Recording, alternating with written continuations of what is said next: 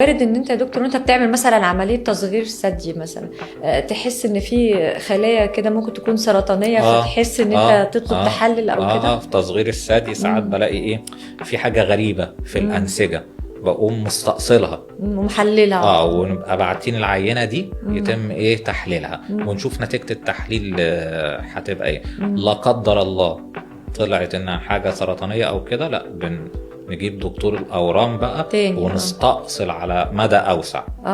تمام.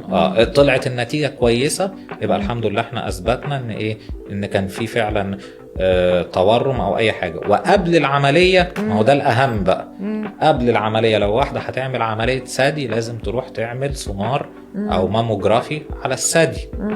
هو المفروض مش قبل العمليه، هو المفروض الحاجات دي تتعمل باستمرار باستمرار يعني. بس طالما داخله تعمل عمليه في الثدي، ده وثيقه ليكي وللدكتور حاله الثدي قبل العمليه عامله ازاي.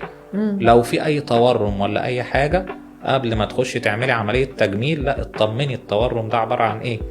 تمام. لقينا حاجه حميده او التضخم في الغدد، لا بنخش نعمل العمليه ومفيش مشكله.